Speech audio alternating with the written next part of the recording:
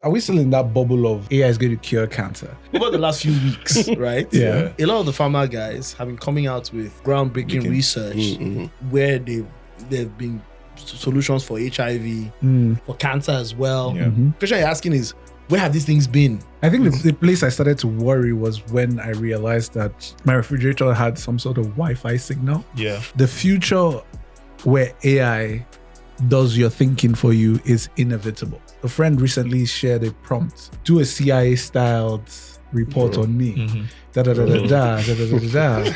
Jesus Christ. By the time it finished, I felt exposed. So two numbers: inflation, January inflation number 15.1%. Gross reserves $50 billion. Those two numbers say cut more, but you cut only 50 basis points. When I saw it, it kind of felt like Yoruba people say, "Bajensimi." Let me be. You guys keep saying I should cut. So yeah, here you go. The central bank as well is quite cautious and doesn't want to start waving victory flag yet. I remember when Ellah Lakes came to the market, the vibe I got was that this is the sexiest thing on the block. From a regulatory perspective, it was not a transaction that should be open to minorities. It was a transaction that should have only be open exclusively to qualified institutional investors. My company is called QBQ. Abi? QBQ is selling at 7 Naira 50 kobo. Those are the two things that happen when a company is listed on any exchange, right? Name And price. price. That price cannot be magically created.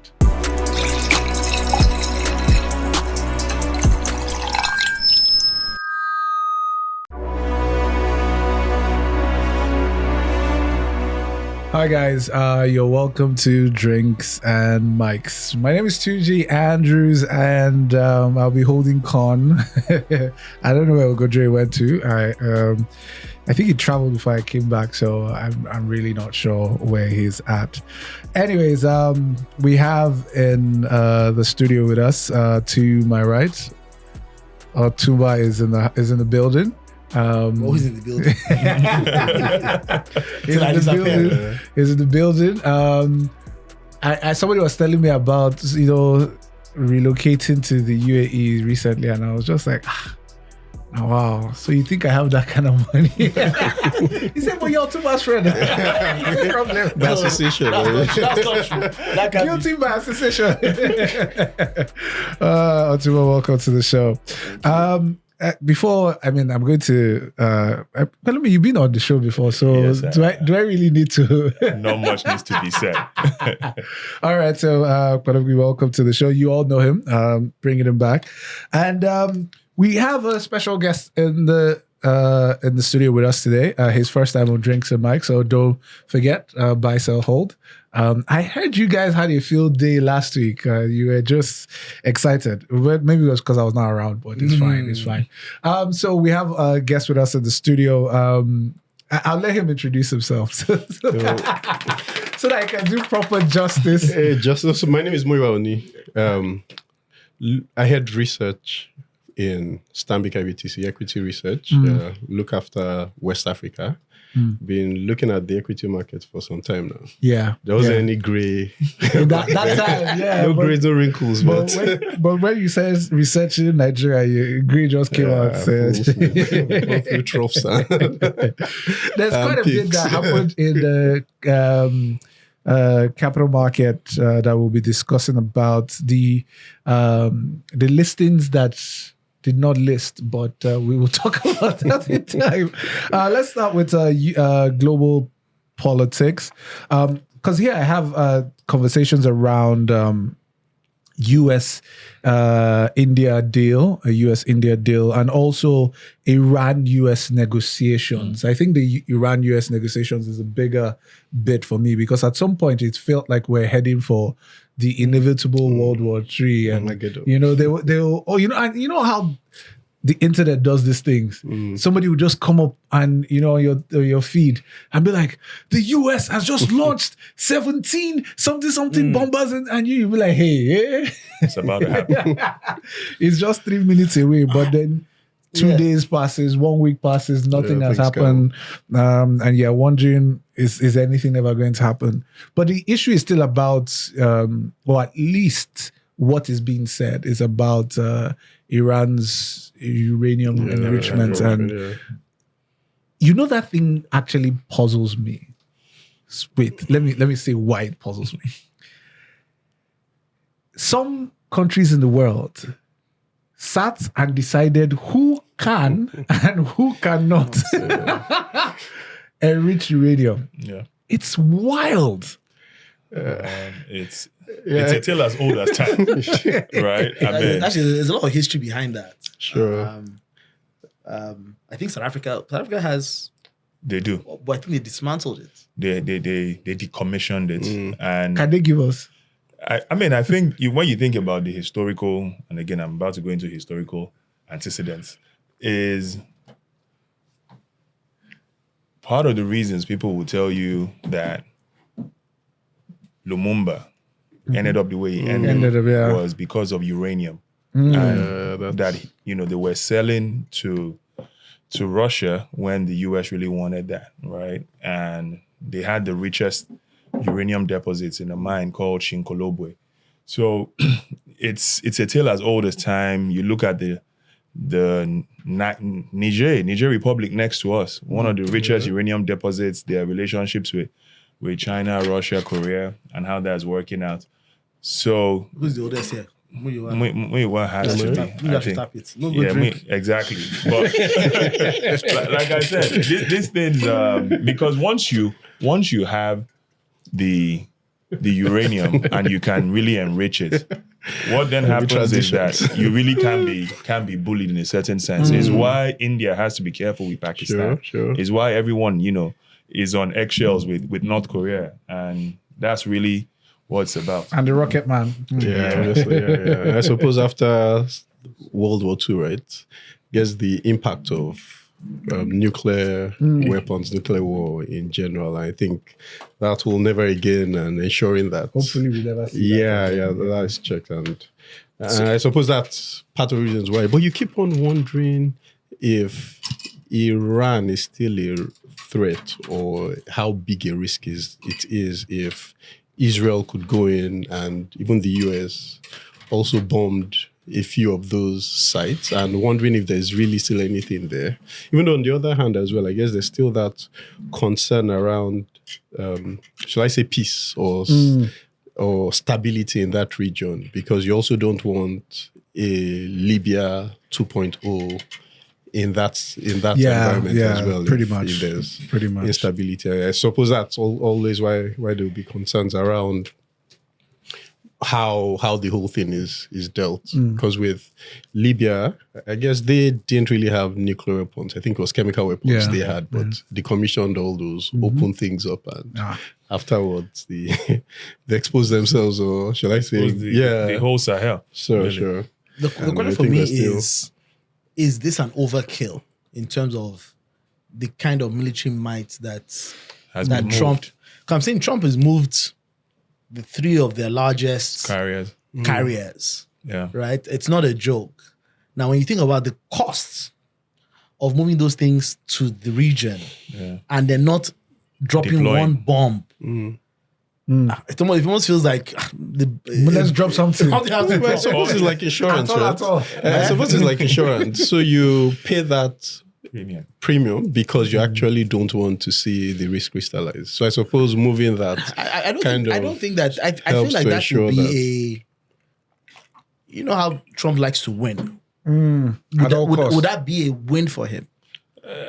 Maybe there's also a distracting play that we all can see at this point, and would only find out post event, right? Yeah. Because if you think about how they've been setting up the play, the top 8 most senior guys in Congress having these meetings, coming out and saying, "Oh, this is really serious."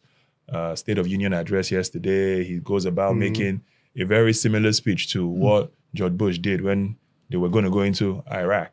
So you start to wonder, is there something being distracted? Are we trying to be distracted from an actual play that's going to happen? I don't know. Is it 5D chess? I don't know. Yeah, So let's see what really happens. Because I was reading again when I was reading on Twitter yesterday.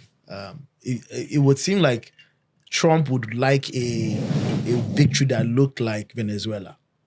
I don't see that happening. I don't think that. So that was sort of that was where the tweet was going. Like the kind of victory he's looking for is, can we achieve Iran something similar and a Venezuela But type? do they really Venezuela type, want regime change and all that? I suppose it's really more ensuring that their friends around the region see them as less risky and safe to be around. I think that's really where it's just to de-escalate the tension in that region, because they do feel, for all intents and purposes, Iran still is some sort of a major influence for actors in that region that might not be present in Iran, but doing several things around. So I think this is a case of even all the way down to here itself. If you trace it properly, all the way down here.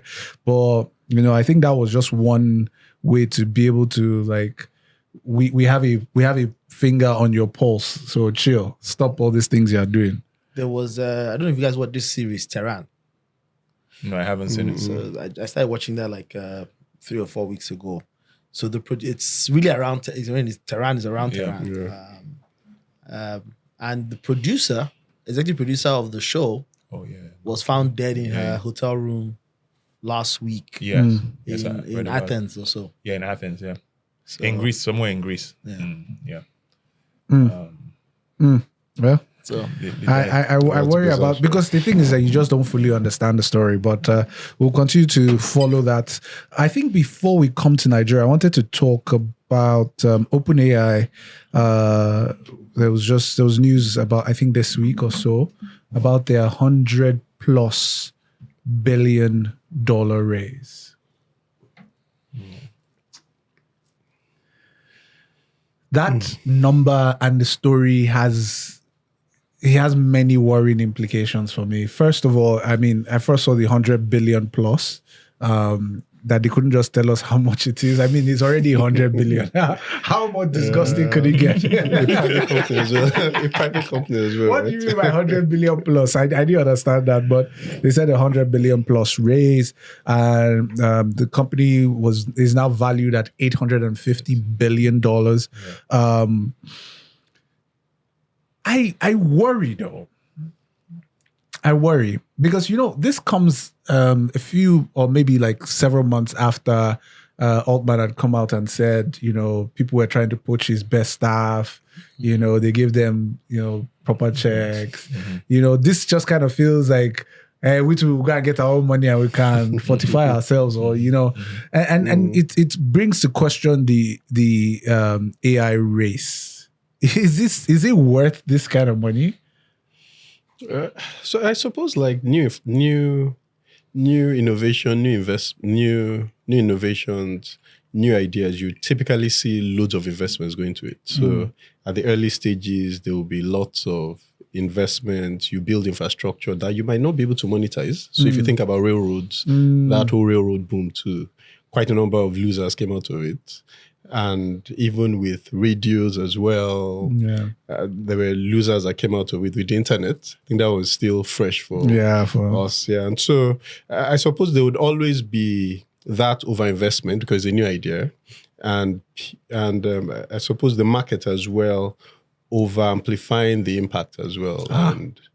And then questions come up on how to monetize. I suppose that's where. But are we still in that bubble of AI is going to... I was going to say AI is going to cure cancer. Now, maybe a year ago, that would have been an overreach, but I'm not entirely sure it's very far anymore. I think Epstein will cure cancer. Wow. I don't know who that is. I don't know. But you've seen that over the last few weeks, right? Yeah. A lot of the pharma guys have been coming out with groundbreaking research where they've been solutions for HIV. There's been something in the pipe for cancer as well. Yeah. Even it was actually pancreatic. There was pancreatic, colon cancer. They had, so a lot of these things. A question you're asking is, where have these things been? And all of a sudden so there's that conspiracy theory that this whole Epstein. They're trying to just make us forget so that we can celebrate our win. I don't know, but I think, like Muyiwa said, you're seeing a capex build out that we've historically not seen. So even at the peak of like the internet boom in the late 90s, early 2000s, the .com boom, the .com era, right? You had maybe of US GDP, capex spending was maybe 2.5%, right? Today, AI spend is about 4% plus. So it's really unrivaled. But the question is, typically, every innovation that has come before AI has sort of still kept the human being at some place in the workflow, seats, right? There's a lot of displacement going on.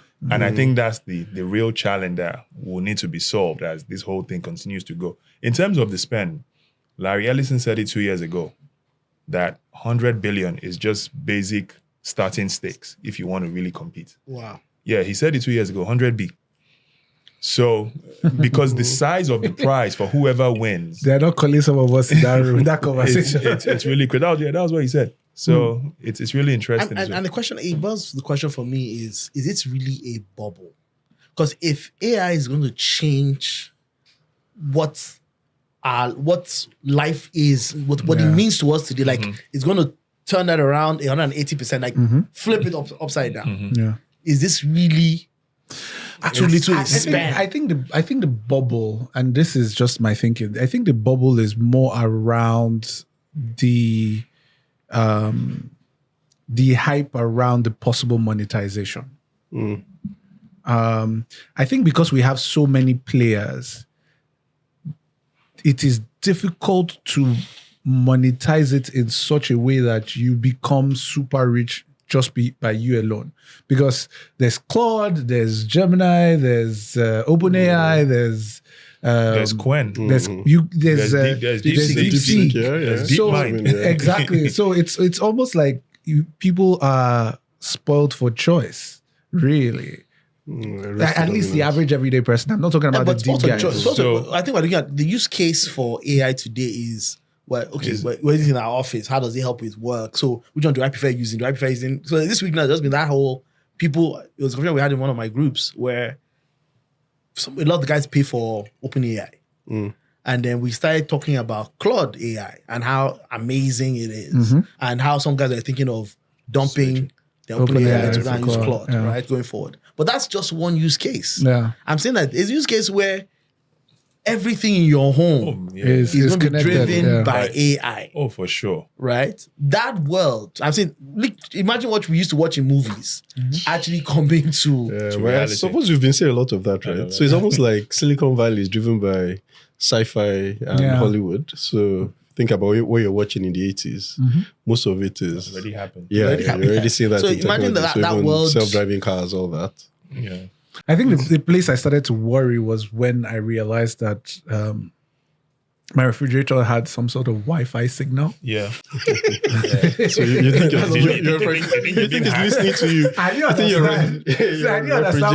understand how to approach the refrigerator. Like, what do you need Wi-Fi in refrigerator? Yeah, but your phone is listening to you. Your iPad is listening to at least that one you can put it in the next room. This is your refrigerator. You go you go there without thinking. You just want to get something to eat. Sure. And then you realize it has Wi-Fi signal. Yeah, but I suppose so if you think that your refrigerator, so it's connected, you can... Then your television... Yeah, and then if your refrigerator is connected to your Wi-Fi network to your shopping list, and then easily you can always order stuff and stock up so easily. Too much information. Yeah. But I don't want to forget what Dilly said, which is around whether this is a bubble, right? I think it's important to separate two bits of it. Do I think it's a financial bubble? I think yes. Yeah. Do I think it's a life-changing technological innovation bubble? No. Yeah. So what typically would happen is the technology will continue to be valid and would change how we live our lives. There will be many companies that will die with every innovation. But the question is, in terms of just the premiums that are being paid right now for what I don't think you're going to get the same return on investment for, I think we might be in a bubble. So it's kind of have to separate those So two. it looks like we because we want to have there's this sort of race to the finish line. So everybody's trying to chuck as much money to get there first. But there's no finish line. Exactly. But there'll be a finish line, because at some point the financial bubble pop, and then you'd actually separate who has a monetizable business case than who doesn't. How do you do that? Because all of them almost look alike in certain ways. So if you think about the noise around private credit now, because for a while I wasn't even following that private credit story until when it was clear that everything was still linked to AI investments. And so the noise around the bubble and people concerned about private credit and what can happen there. So if it all links back to the financial market and pops the either banking system or part of the financial system, ultimately you would, because once the cash flow stops, then you will face reality and now start thinking what's monetizable. Normally, So I think it would happen. So who has a monetizable, the best monetization protocol right now? Today? Yes. I say it's Google. Alphabet, as the company is known as. If you just think about how they're able to integrate all of their systems, from YouTube, where you can just deploy the algorithms, right, to Gmail, to Maps, to search, all of that, plus what they've been able to start to win in terms of market share in Gemini as well. But even more importantly is their own TPUs, right, that they're using to train their systems, which makes their cost of compute cheaper compared to anybody else. So if you look at the big hyperscalers, Meta, Alphabet, well, Apple decided they're not going to play the AI game and they're going to focus on hardware. Oracle, for instance, what you found is that they're the only ones who are still generating that kind of heavy free cash flow, and they've not done any off-balance sheet financing. So Oracle has a lot of off-balance sheet financing. Buy this from OpenAI, refinance back. This is so the circular financing, right, is going on. Meta has taken, I think, about 35 billion off balance sheet through another SPV. So when you start to see a lot of SPVs coming through for usually strong free cash flow generating businesses, you start to say something is happening. I agree. So that's it. I think Google is the big guy. You still don't think it's early days? I think, again, remember that they own, I think, 14% of Anthropic, the cloud guys. So they're quite nicely hedged as well. Actually, so the use, when I use Gemini, it's actually, when I just decided to use this versus OpenAI, I realized that there's so much fluff that you get with OpenAI. Versus Gemini. Google is Gemini is just a little bit more, just a little bit more human, right? OpenAI comes all those fancy languages. I've always used Gemini. And I find it. But Claude, you need to try Claude. I will try it. I think the thing for me with Gemini is I've used it so much that a friend recently shared a prompt on LinkedIn saying, if you want to know what your AI knows about you, put in this prompt. Something about, do a CIA-styled report on me. Jesus Christ. By the time it finished, I felt exposed. You're giving too much of yourself. As in, I think the worst part was that it was mostly work stuff. It didn't even speak to my personals, but then it had so much nuance into my personality and my work with it. So it's not like, oh, you are this and you do this. It's more like you kind of like to do this kind of thing, and this is a risk for your business. You should that thing. And I'm like, so you're a consultant. Yeah, you get what I mean. And this is me just asking it. From what you know of me, just give me a heads up. But I get paranoid, so I would always, if I had this kind of question, I would always say, "Oh, what if Elumi?" Don't put my name there. Anyway, but yet there's still that view or concern about AI making us dumber. Yeah. And I guess that, so I think I try to be, so we work, so it's not like I don't use the tools, but really not depend on it. And I suppose there's that concern about accuracy as well. And so you'd always want to be sure that there's no hallucination. So there are two things, right? I want to, from what you just said, and then there's something you said about Apple saying they want to focus on hardware. We've seen in history things like that happen too many times. What's this? BlackBerry saying, Ericsson, we're not going to do email. We're not going to do open source. We're going to do open source. We're not going to do email. We've seen Kodak said, who's going to do digital cameras? You know, everybody wants to feel the print of the. It's a dangerous conversation. Everybody wants to feel the print. We've seen this thing happen too many times. Then also, it's also the conversation about AI and it making us dumber. I also feel that's one side of missing out, but I also feel, and I hate to use the word, inevitable. The future where AI does your thinking for you is inevitable. Why I say so is there's so much compute power at your fingertips that you would really have to be a purist at heart to want to go through the rigors of an Excel spreadsheet. So I suppose there's always, because if you think about it, even as an analyst, so you'd have your junior analyst build up your model for you, and then you will finish everything. Finish it up and thematic. then sell the idea and so on. And so you might argue that you can have that have AI be your junior analyst, for example. But you still know your story. And you know the story you want to tell. So when I say thinking for you, I'm not talking about it replaces you as a whole. So your junior analysts are done. As in, because everything a junior analyst, I was a junior. But there's the concern about, so if you don't have junior analysts, how do you end up being build the pipeline? build the pipeline this is my own because it's difficult. Right? I remember like in university, because I studied economics and we're doing econometrics, and the lecturers are saying, you guys are using SPSS, things are easier. But what has always happened is the knowledge boundaries have always been pushed further. Right? So you came from abacus to calculators to Excel to very difficult and complicated algorithms now to AI. But that never made human beings dumber. Why do I feel people are Googling It didn't give you freer time as well. If you think about it, it made you more efficient, and you had to think, because what's going to happen is, what's going to differentiate people is going to be your judgment and decision.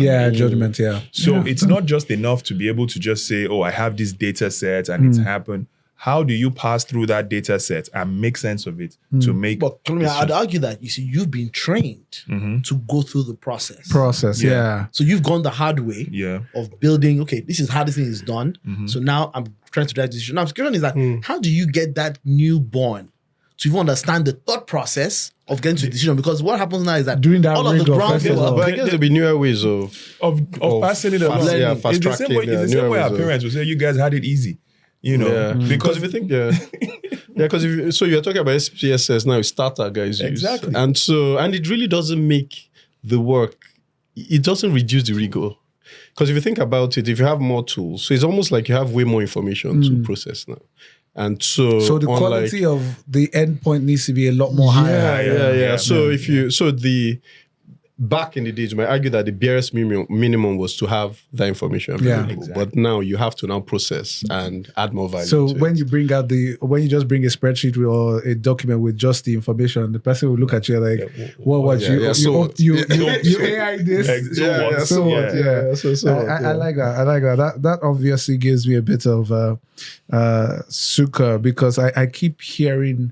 So I'm in this place where I'm torn between, you don't want your children to be exposed to technology, and technology is their future, right?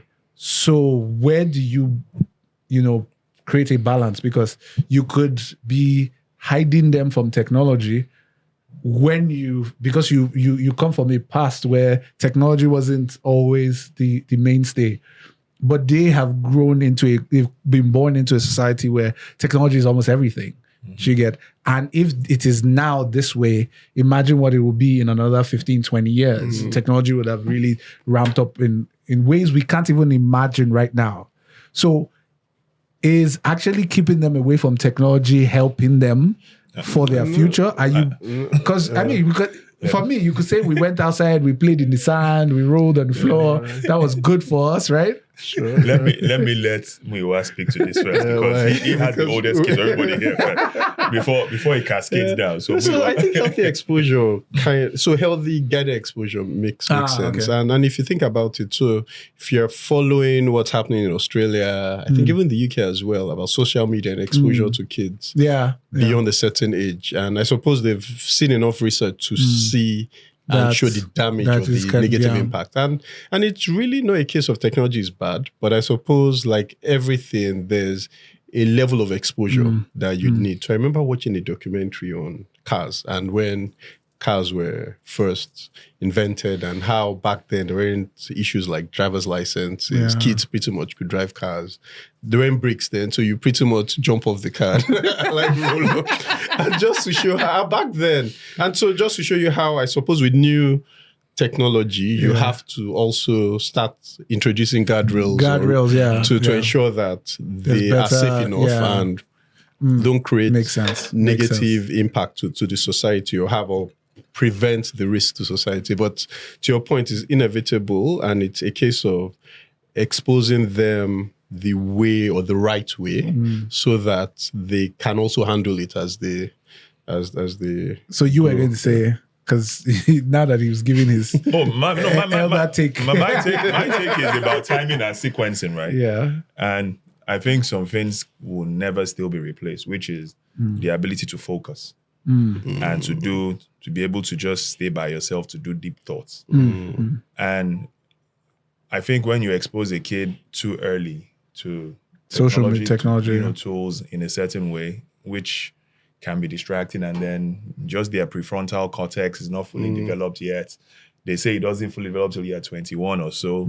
So you want to ensure that the child can be still. And I'll give an example, like my son who's about to be 5, he wants to try and watch YouTube before he does his homework. But I always sequence it to say, you must do your homework first. And then, because you have to do the work before you get any sort of reward. So I think is like you're not going to be able to escape some of these things, but how do you sort of frame the kid's mind to know how to do this? There's a guy I follow on social media. I'm trying to find. Okay, yes, the family IT guy, cybersecurity expert that just basically talks about kids' exposure to certain games and gaming rooms and stuff like that. And I've seen all sorts. Let me throw you guys way back, and just talking about how the grit of the new age child, right? Konami can tell a story of how him and his cousin, they stole a car and used to do downfall. I'm not the cousin who stole without my cousin. It's another of our cousins. So please. So as young, they took the car out and used the car to do downfall from where Gagada to whatever. Right. So look at that. You look at that level. That story was a legendary story. It's not these days that you guys have social media. That story was told like maybe 70 times. Different gadgets. And you know what? We've all looked at. We all remember that we would steal the car. Yep. Where by the time you get home, you'd have poured water on the bonnet so that the car cools off. Yeah. And you think of that world. And very recently, my friend, his son is going to secondary school now in Grange, and he comes home for the weekend. And his son, at that time, when we steal the car, your parents catch you behind the car. Now brush it. You're finished. Done. Now you have a son who is saying, "Daddy." The guy's like, "Dad, I think it's high time you teach me how to drive." Yeah. Right? And in my mind, in his mind was like, God, thank you. That like the guy is like, at least he's being a normal boy. Yeah. Like, he's trying to be a sharp boy. Yeah. But what would have happened is we stole We the would car. have left. But you know, my story was a bit different. So I think my mom was a bit more cautious, and so by the time we were 16, everybody was already. You had driver's permit, you were driving or going to driving school, driving with your driver beside you. Yep. And so just because she had too many of those stories and didn't want a situation whereby guys were crashing into the walls and all that. Because we had friends that were literally for days. So I think they were So I guess there's that risk, but I think the point Pelima was making about that focus, and I think with my own kids, there's that. So I try to ensure that. So beyond technology, having toys that you can pretty much focus with as well. So loads of Lego you can, and being able to interact, because with toys you can still interact with people, interact with your friends, and not necessarily always be on your device. Because I guess that's always a risk and concern whereby you have everyone living on their devices. Remember so this was a while ago, one of our team events, and it was a team hangout, and everybody was on their phones. So I took a picture of literally everyone. No, they was glued to their phones. I like, so what's the point of coming out? It's a challenge. It's a challenge because everyone is living in some sort of online world or the other. Sure. You know, you have to be deliberate to sort of reach out and feel the sand. Sometimes I just say I'm going to call somebody because I can literally have been having full conversations with the person on WhatsApp or Instagram. Like me and Dele have God knows how many groups we're in together, right? And like we'll talk every day in some way, shape, or form. But like I probably only call Dele maybe once or twice in a month. Yeah. Right? Because you have to be deliberate about that. And if you think about it, for those of us that grew up in what you would call a prehistoric age landline age, right? And that's how we've evolved. Just think about these AI native kids. It's totally different. Because I was watching The Matrix quite recently, and I was like, wow. Why? So it was terrestrial. Do you know? You were traveling? No, yeah. So I just changed the channel and saw Matrix. Interesting. And I was like, wow, it seems this is where we're living right now, because everyone's pretty much plugged in. And you literally have to unplug yourself to face reality or the real world. I think generally the fears we have with protecting our kids, they are founded. There are some fears, but I also think, I mean, look at us now.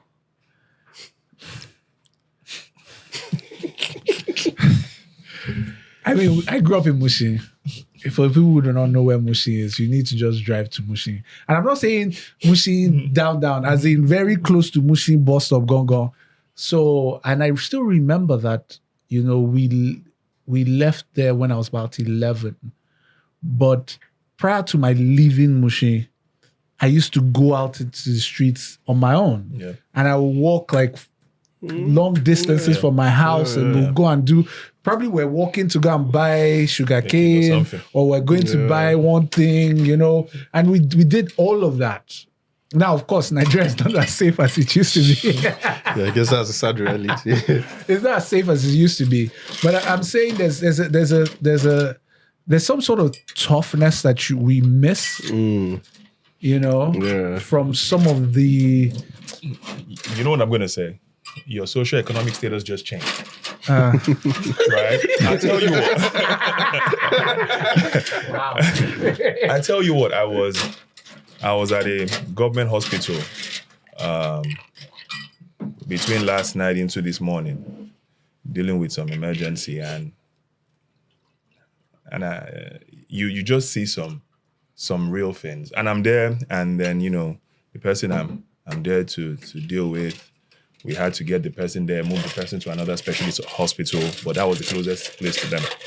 And then I see this woman who's basically struggling. She couldn't pay for oxygen, right? Her husband couldn't afford it, all of that. And the woman had her 2 kids, 2 boys. They're probably 6, 7. And they're there, and she's telling them, oh, go and get this for me from the house, run. These kids are there. And these kids are able to take on responsibility, right? And what happens in those segments of the society where you don't have the same resources that, Tunji now has, is that you are forced to grow in a certain way. Yeah. Right? So what we're doing, and we also have to be careful, is to ensure that we provide the necessary tools, but not unduly protect them. Because the world is still going to come at the kids. Yeah. Right? So you have to be ready. You have to drive that independence. Yeah, the so independence if it's case of simulating. Yeah, simulate it as much as you possibly can. Because I know, oh Jesus. I was very comfortable for about taking bus from maybe 7, 8. Yeah. On my own. Yeah. As in, no, and it wasn't like my dad would be like, he's going to take bus. He's like, oh yeah. So was it the other day I saw one guy was just looking at, there was this mango tree and the mangoes were ripe. And the other thing to say that, see as mango they waste. You don't want to hop on the tree. You don't want to hop on the tree. You had this long stick. Yeah. Those that long stick in your compound would have. I think it's called Go to Hell or something like that. Some weird name. So I mean, there's so much. Or you climb the tree or something. Yeah. But I think one of the things I have seen is that it's the world is curating a more it's directly going in the opposite of the way most of us grew up in. So my son has this VR glasses and he's connecting with kids from across the world. And it always, because I'm always around him when he's with it, and it always amuses me because he's talking with somebody who you can tell is from Asia. He's trying to speak English. You can't really speak English properly. Then you can hear somebody with an American accent. You can hear, and I'm like, they're all in the same room and they're connecting and they're talking and they're asking questions. Oh, how do you get that superpower? How do you do this? How do you? And honestly, that was me in Mushin. We're downstairs. Like, we're rolling tires. How did you get your tires? I think get your own. I think sell. I think get out. The guy would be like, no, you're supposed to do like this. You're supposed to do like this. You need to go find this. So it's. I think the world is really taking them away from that. But the question is, because I mean, I don't know. Maybe the Nepo babies can help. What is if there is an advantage of growing up as a Nepo baby? I'm not the Nepo baby, but I'll try and take a stab at it. We need to invite Nepo babies here. That's the problem. All these people have worked too hard. I think, obviously, you sort of just have a certain confidence on the average. Yeah. That's one thing I noticed. To take on some risk that the other person wouldn't take. And you don't know that it's because of your background that you have that confidence, right? The second bit is you naturally have a network of connections that you can then leverage upon and you can use, right? However, you still owe yourself the part to be hardworking and be ambitious. So, which is where you sometimes find the gap.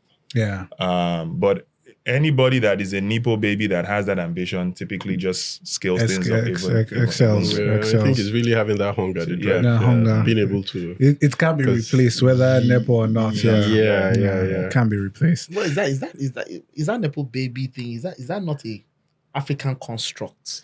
No, it's not. It's not. So I actually saw a whole video. This was ridiculous. I'd never seen it in my life. It was like there's a society in the US.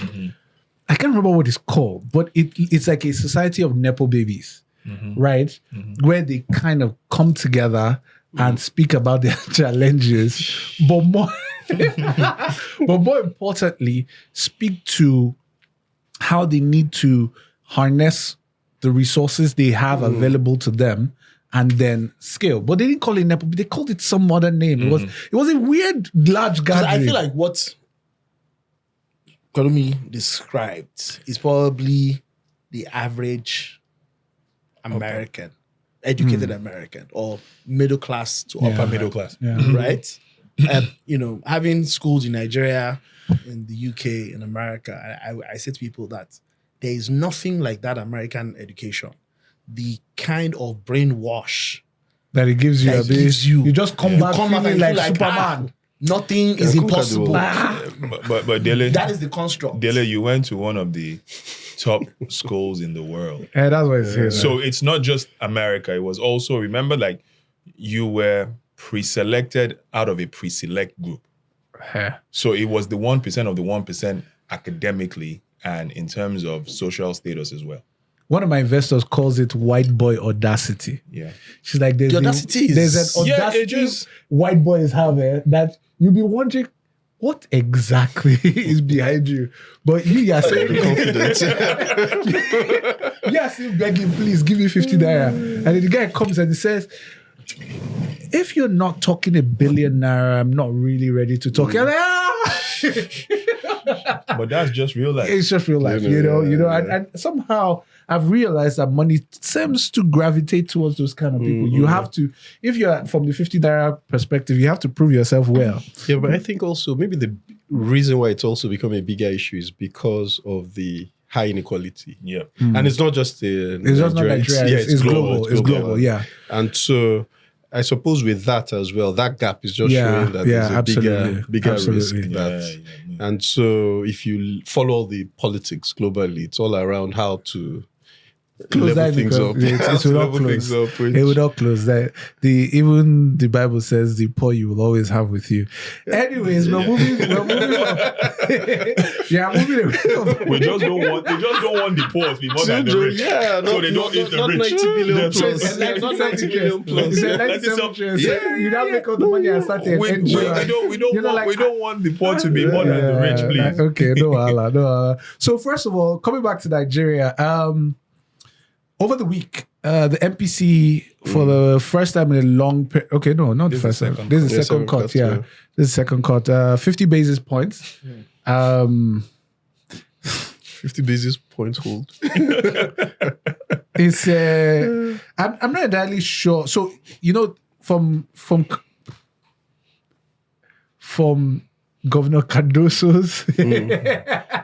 You saw me, I caught myself in saying, from Governor Cardoso's statements, it did seem like their biggest worries are inflation vis-a-vis the coming elections.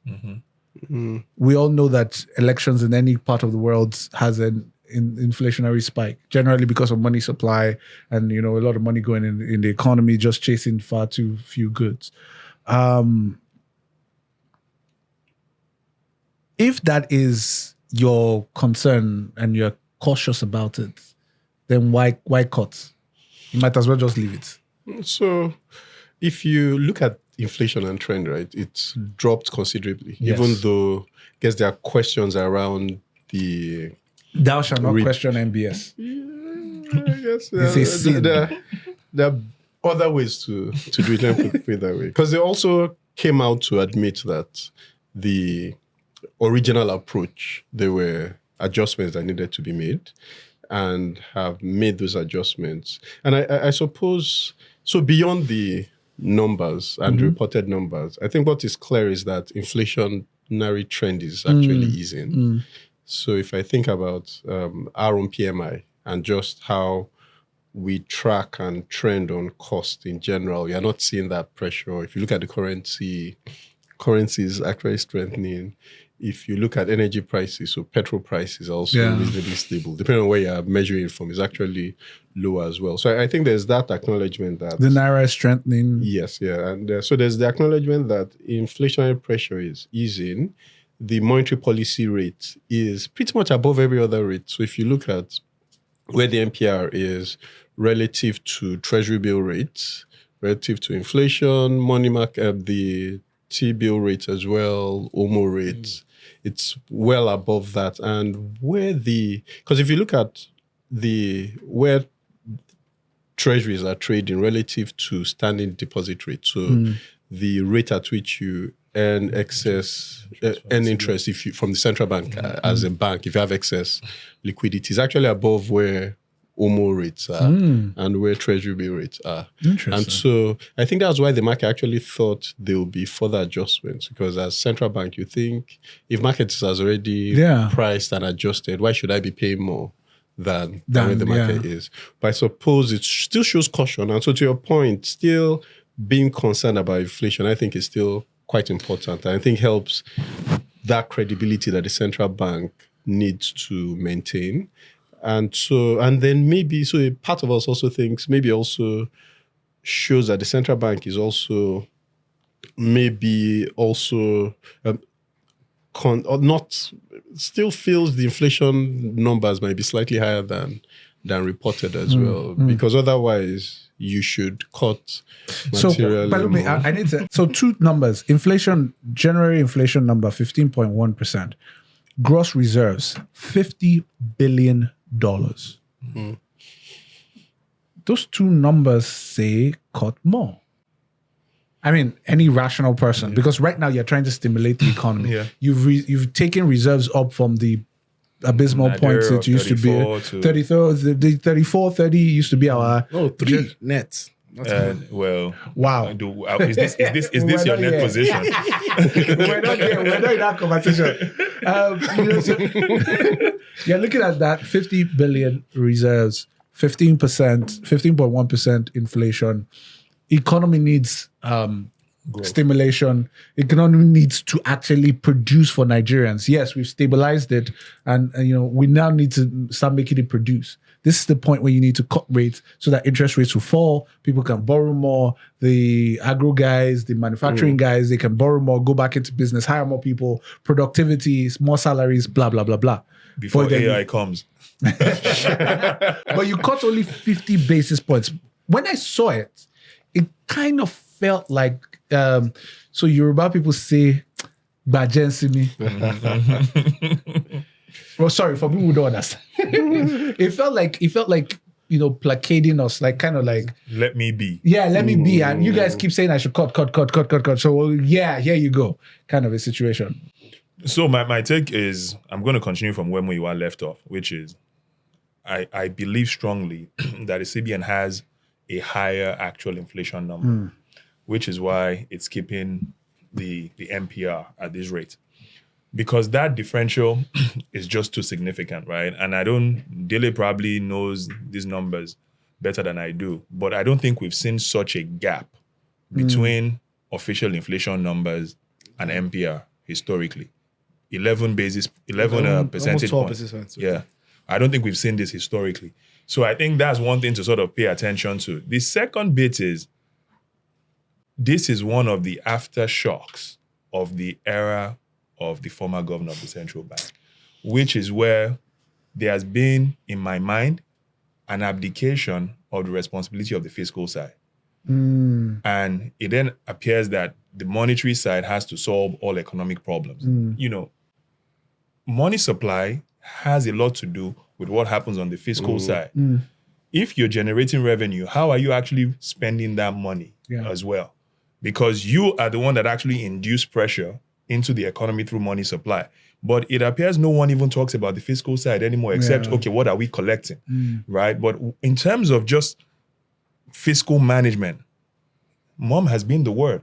And it's like going to fight, you have one hand tied behind your back. So it's just monetary policy that appears to be fighting, but monetary policy can't do it alone. So the fiscal side has to come to the party and really ensure that you can manage the inflation pressures properly. Up until you do that, then, the governor will continue trying to just find, a happy medium. So that's the real challenge. And I suppose maybe the central bank as well is quite cautious and doesn't want to start waving victory flag yet, because it's clear that we've gone through a very difficult macro uncertain situation.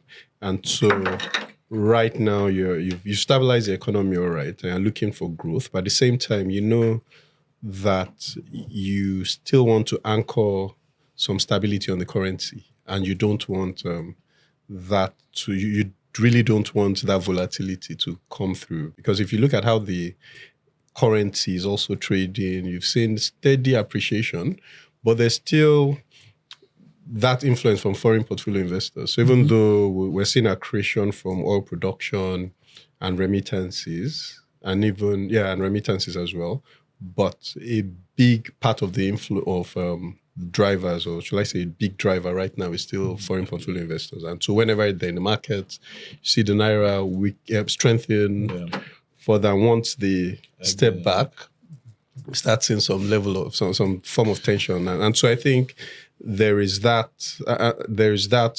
concern. And I think we're looking at some data recently as well, particularly around the premium on inflation when you look at policy rate, and Ghana as well. There's still, so if you think of where their policy rate is still in the teens, even though inflation is about 5%, just showing that whilst inflation is declining, you might see a delay in monetary policy adjustment. So it would actually lag. And I suppose that's what will happen in that situation as well. But Otuba, so for me, I've asked this question before, and I'll ask again. I get all of this, and it's good to be cautious. It's good to be cautious. But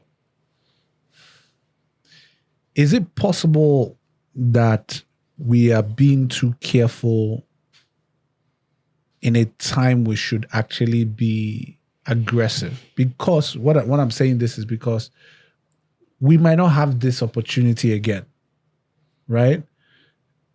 I think maybe I'm suffering from PTSD of the previous 8 years, right? I know how quickly things can get, how bad they can get quickly. And now we've had some small relief. Isn't this a time to hit while the iron is hot? Because there's so many things that can happen. I would also argue politically, the government can change. And I have learned from Nigerian history that the new isn't always necessarily better. Different doesn't mean good, right? Different doesn't mean good,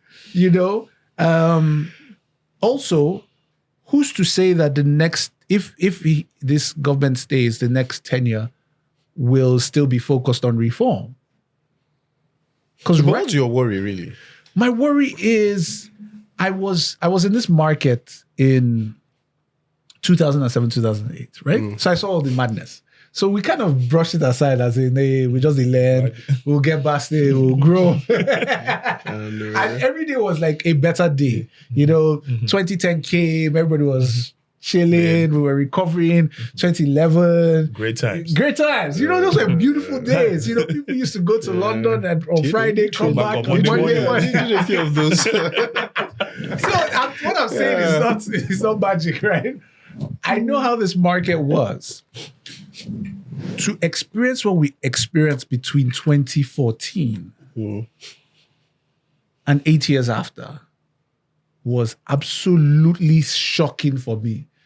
So maybe I'm suffering from a little, hey. So I think it's one thing. I think you are in a hurry to quickly get run. Okay. All right. Right. So as a child, you crawl, then you stand, and you wobble. I feel like you are just trying to skip the steps. Skip all the steps. Okay. And for me, it's two things, right? Is people are clamoring for dollar to go below 1,000, and I was begging. Beg. We don't need the currency to appreciate. We just need stability. Yeah. Right? That's one. Number two is we need the reserves to be somewhere north of 60. Right? For me to start feeling comfortable. Oh, but no, then nets, in terms of nets. No, I'm going there. But you see, now that's 60. So even if we artificially pump it up with FPI, is there a way where we can now start converting that composition into long-term money? Yeah. Then that gives you that real confidence that yes, we are. But will 60 matter if your import bill goes over 60? But how much is our import bill as of today? But I think so at one point it got down to about 35 or so. So now maybe about goods import should be about 35 to 40. Which is decent. Which is decent. So for me, I'm not. The fiscal side is there are two things that they do: is they pay salary, they pay debts, and nothing else. They're not doing capex. Right? That's all the fiscal side is doing: is pay salary and service debt. right? At the federal level, right? At the federal level. Yeah. If you look at all that is happening with the monthly protests at the Ministry of Finance, almost 3 trillion of contractor debts unpaid, that remains unpaid. I think I've heard horror stories about that thing. Horror stories. there are people going through that. But you know what? I would give the government a benefit of a doubt. Just some of the reforms that has happened are things that people said could never happen. Right? Yeah. Look at this week's one with the NNPC. The NNPC. That was massive. Massive stroke. That's massive. Massive. What happened? He was drinking wine in town. So he's educated. What did Ramaphosa do?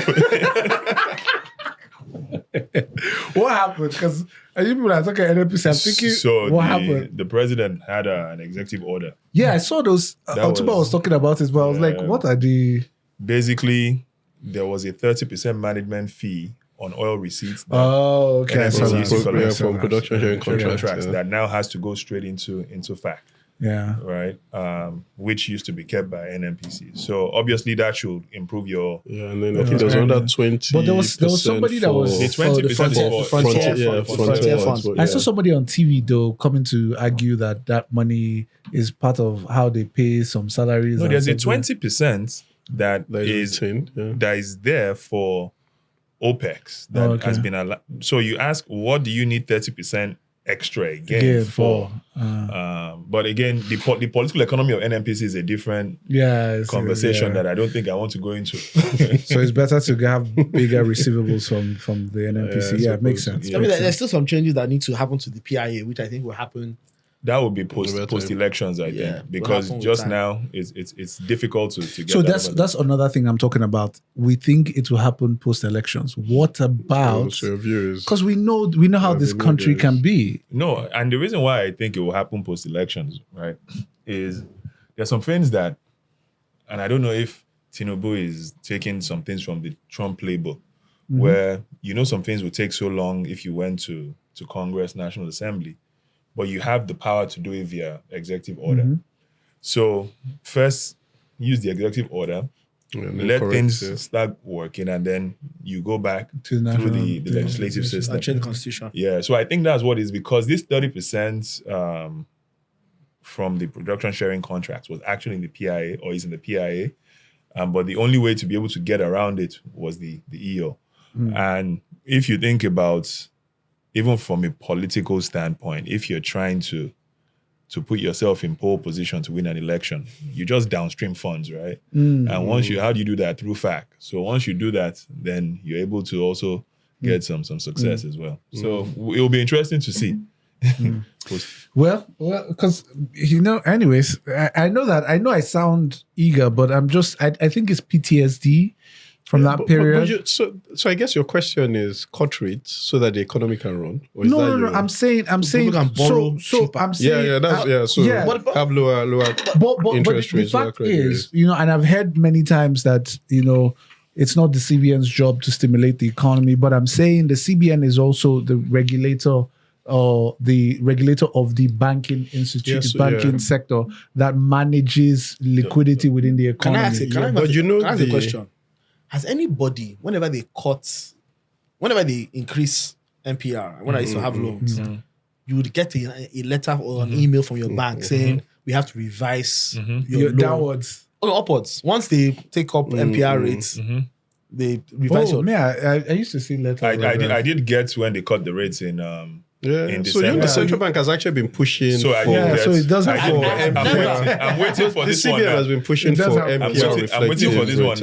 Why do you have to wait? Why isn't it a case where the NPR happen on? It typically takes about a week.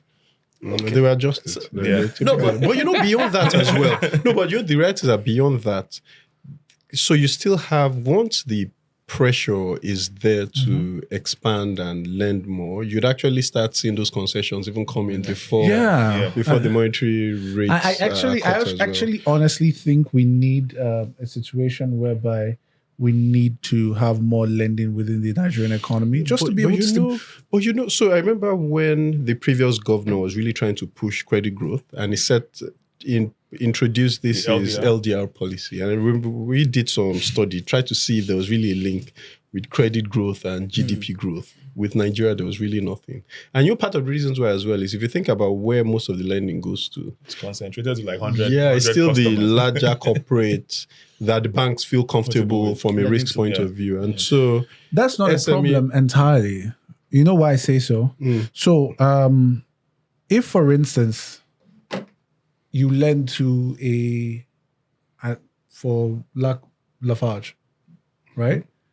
Fine. Lafarge has multiple distributors vendors and all kinds of people who are able to then do multiple things. So that money sort of trickles down. So I'm not entirely mad at that.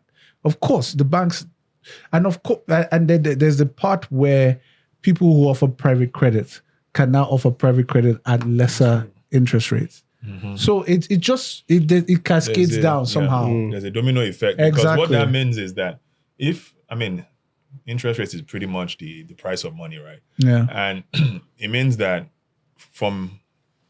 it will be an expansion in profits for the real sector in a certain sense compared to the financial sector. And then you can grow the other part of the economy at a faster rate. But let's all be patient, as Muyiwa and Dele have said. Sometimes because you've dealt with so much pain, you really want to just fast track the process again. So I get it. So I know that it's not too healthy the way I'm looking at the conversation. I can see it, but I'm just like, yo. I was saying to someone today that I feel like the market has rallied for 3 years in a row. People are getting so arrogant about where we are at. Like there's this aura of we don't arrive.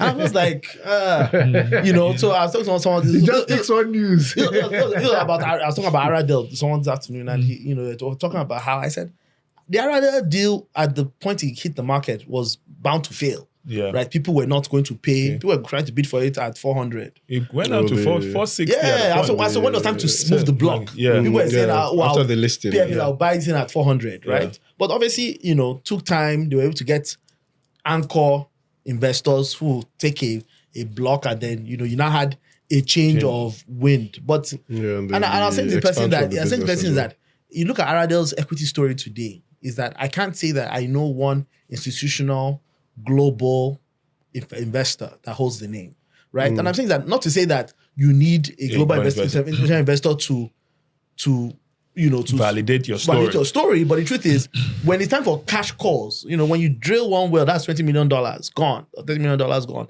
This party that we have, the party we're talking about today, sometimes the music will end or the music will slow down, right? You need to go to the market to ask for money. It always helps when you have people who've been there. Sure.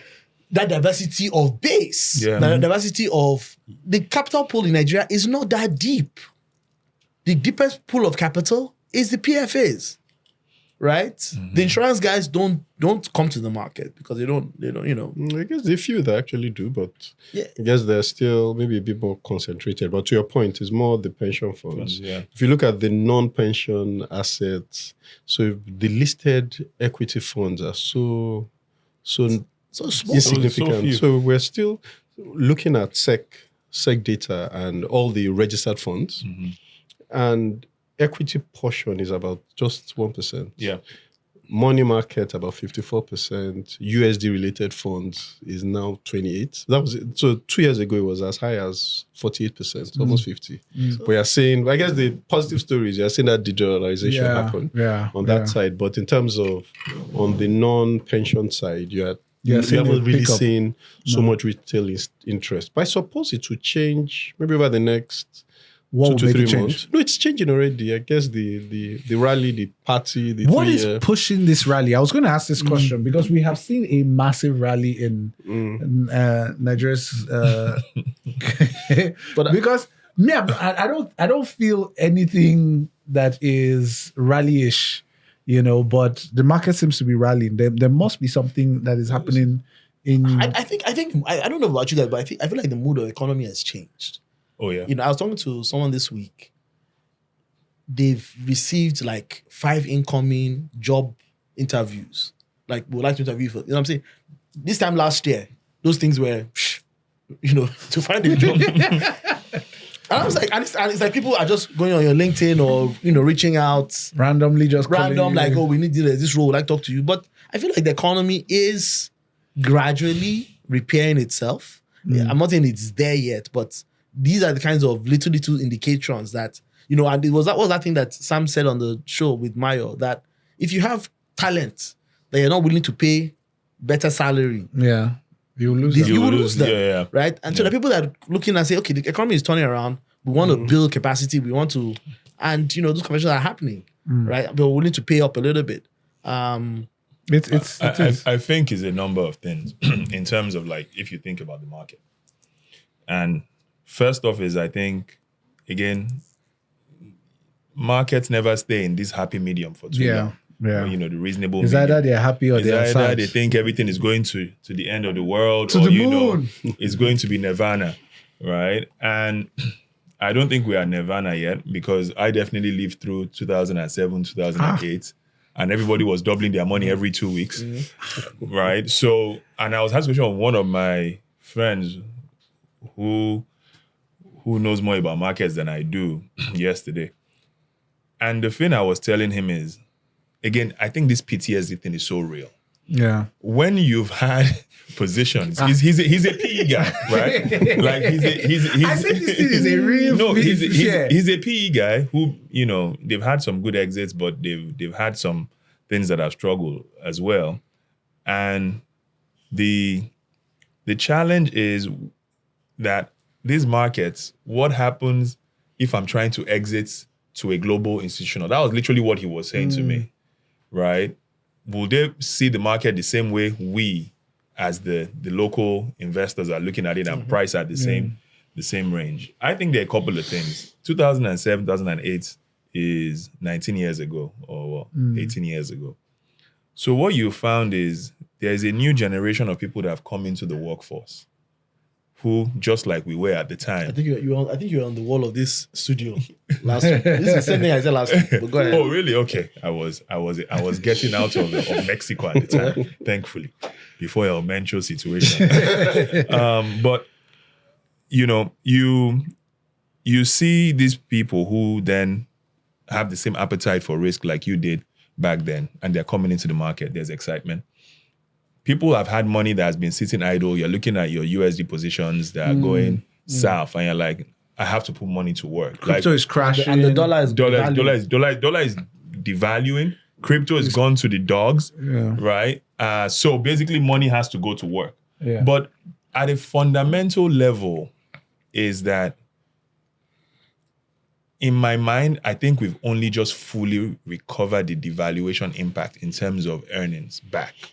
And that's what you're saying, purely. Going forward, whatever is going to happen in terms of valuations will now be driven by earnings expansion rather than just covering the devaluation gap. Again, Muyiwa knows more than me on this topic. So, Muyiwa, maybe you want to chip in your thoughts on that as well. So I look at it a bit differently as well. And I think maybe back to Tunji's point of you've had 8 years of grueling macro instability, and you now have a different central bank running the economy. And so the kind of regulatory risks one was operating with then isn't there anymore.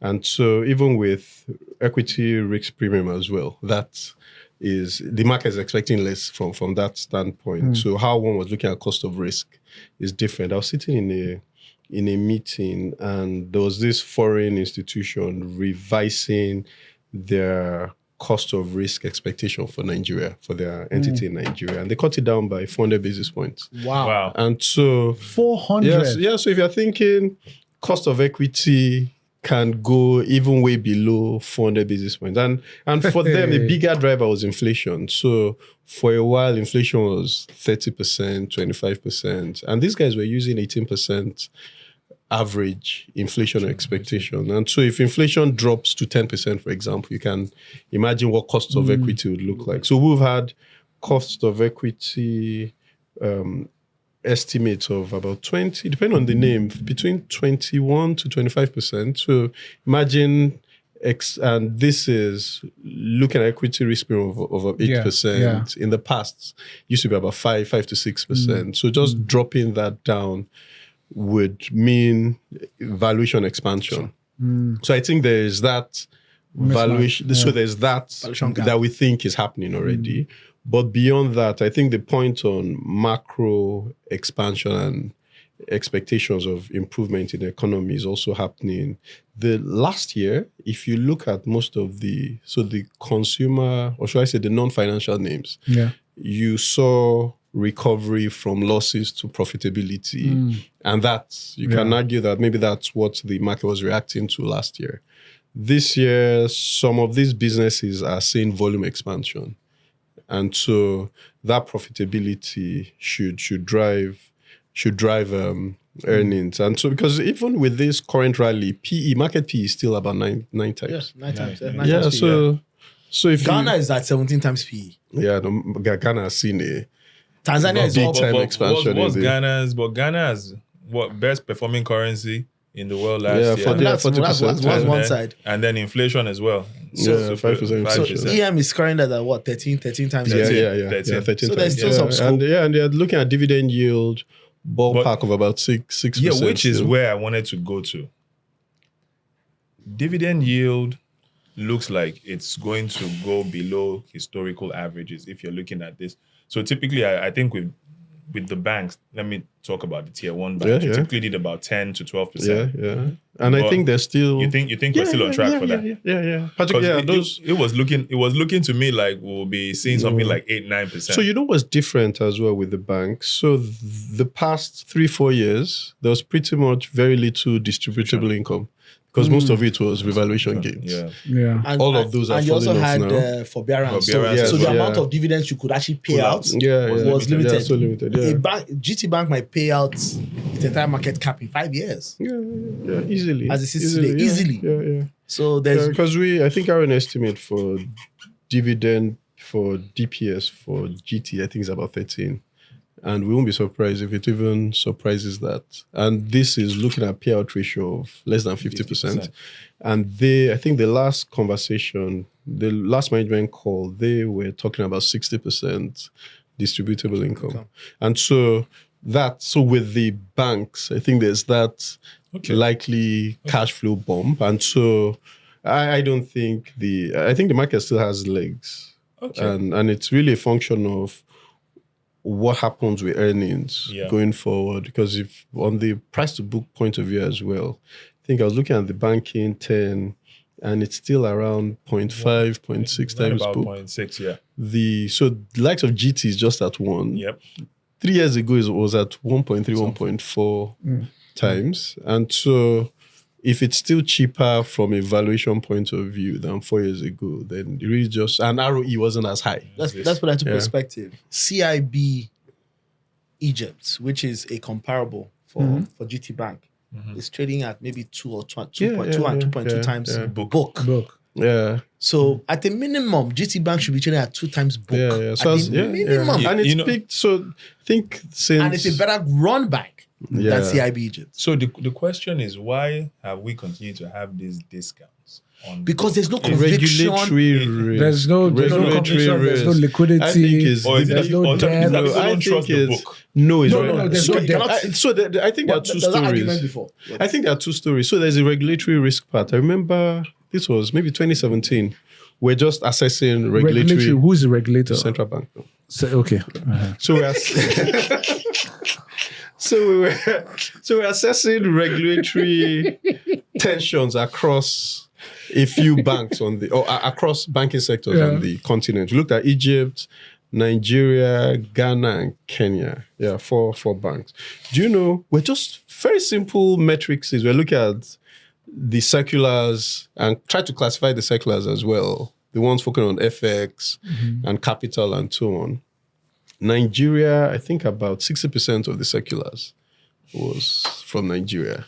Wow. And so much of it on FX. There was a big part of it on FX as well. And if you think about it, at the time... We do regulate a lot. Yeah. And not just... then it was... You won't call it responsible. We might need Warren so G it was...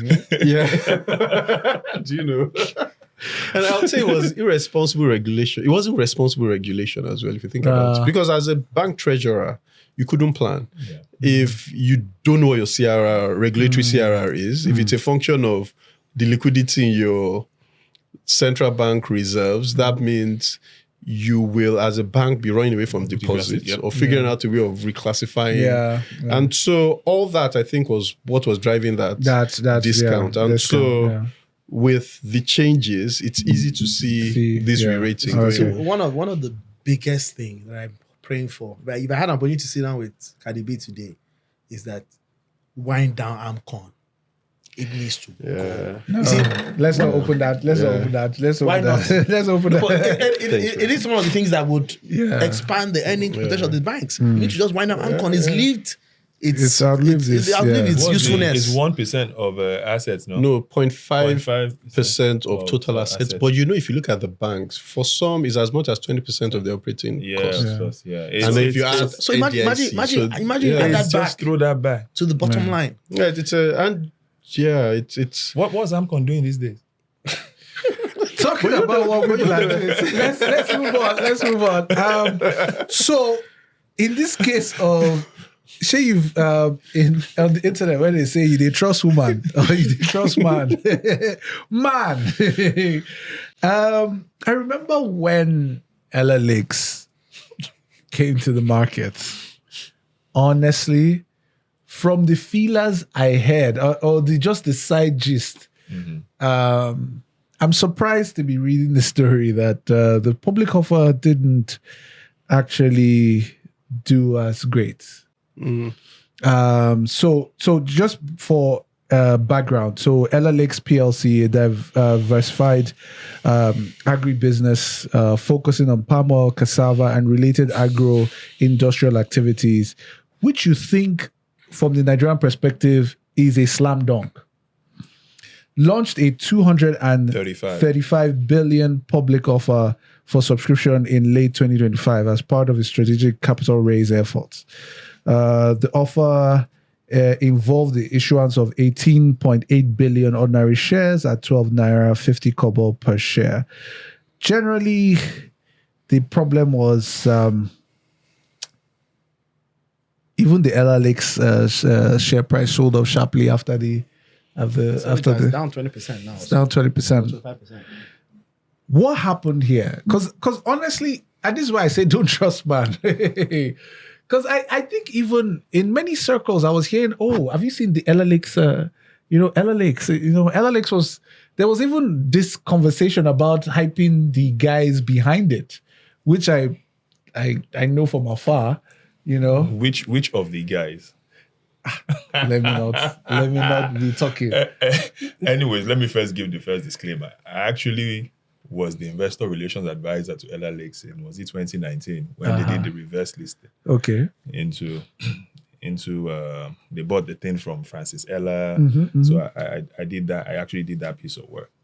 But when you think about it, who are you competing against in that field? Okomo and Presco, right? And last time I checked, it would be when you add the 2025 earnings of both of them that they actually exceed this 235 billion in equity, right? Both of them.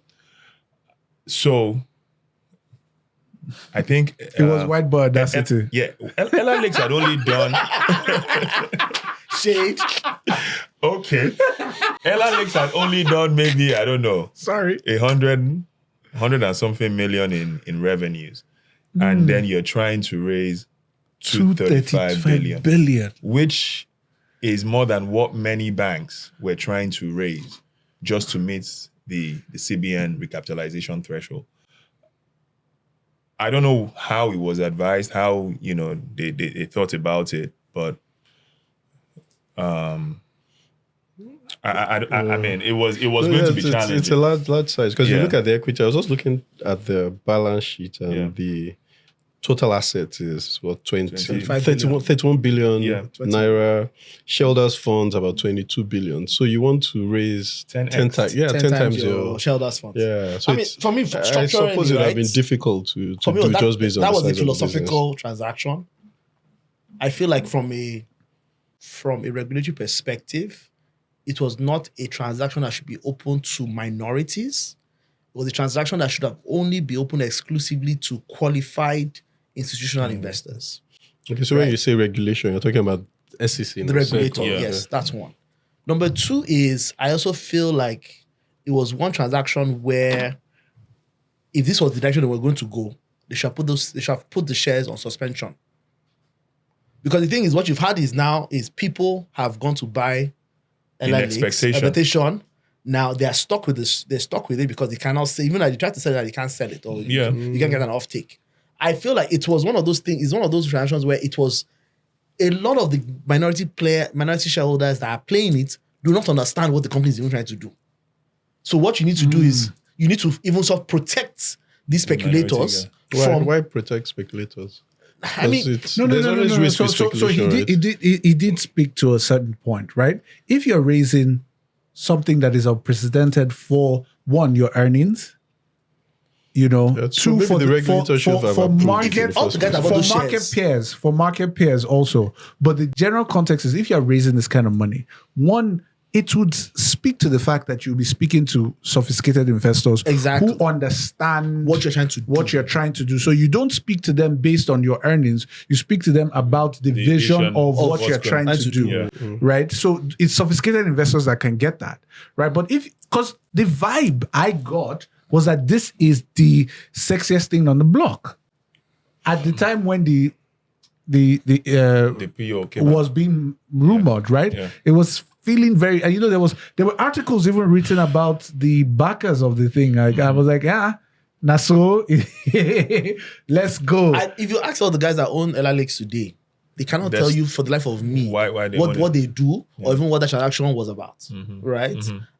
So I feel like that transaction was supposed to be, and frankly, I also feel like it's one of those things where that transaction should have been done privately. It might have involved massive levels of dilution, which is okay. It's okay for if you have it's okay because if it was successful, if it was done privately and successful, people could complain. Complain and say why are you diluting me? Why didn't you give us the opportunity to participate as well? I mean, yes, but you know what? I would rather take, because what you've had now is the guys who were in the stock before, they were in there because they, maybe for whatever reason, So at least we're in there. If we're going to do this transaction, you have an opportunity to either back it or you get out, right? In a world where we've now sort of gone to the market with this information, now not on suspecting, but there's a lot of speculation happening in the market right now. Yeah. Right? Those ones jump in, right? And but I feel the risk is there. There's always market risk. If you go into the casino, that's my point. No one should cry. We talked about it last week. But I am a pro protection of minority investors. What does that mean actually? But okay, so let's. What does that mean? It means that the man on the street who does not have the sophistication to invest in the market, and we talked about this. Yeah, so you should invest in a mutual fund now. Yeah, no, he should. You know why? No. You know why I say so. So if I think about even investing in the US, my own view is I'm so far from that market. Yeah, that you put money ETFs.